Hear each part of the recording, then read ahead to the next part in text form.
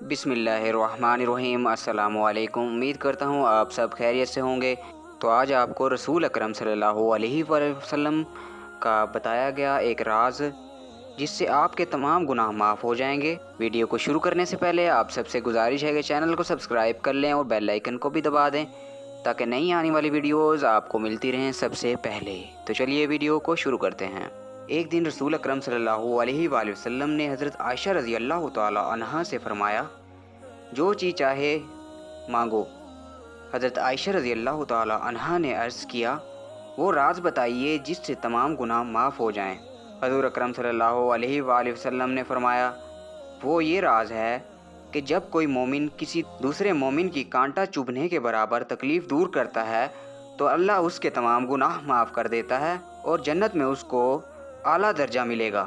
जब सहाबा कराम को ये मालूम हुआ तो वो बेहद खुश हुए, लेकिन हज़रत अबू बकर रज़ी अल्लाह ताला अन्हो ने रोना शुरू कर दिया। सहाबा को ताज्जुब हुआ।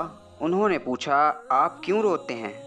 हज़रत अबू बकर सिद्दीक़ रज़ी अल्लाह ताला अन्हो ने जवाब दिया, मैं इसलिए रोता हूँ कि जब दूसरों का दुख दर्द दूर करना गुनाहों की माफ़ी और जन्नती होने का ज़रिया बन सकता है तो उन लोगों का क्या हश्र होगा जो दूसरों को दुख पहुँचाते हैं। किसी को दुख पहुँचाना और किसी की दिल आज़ारी करने से इबादत भी कबूल नहीं होती और अल्लाह नाराज़ हो जाता है, क्योंकि अल्लाह अपनी मखलूक से 70 माहों से ज़्यादा मोहब्बत करता है। तो हमें चाहिए कि हम किसी को तकलीफ़ ना पहुँचाएं और जो तकलीफ़ में मुब्तला हैं उनकी मदद करें।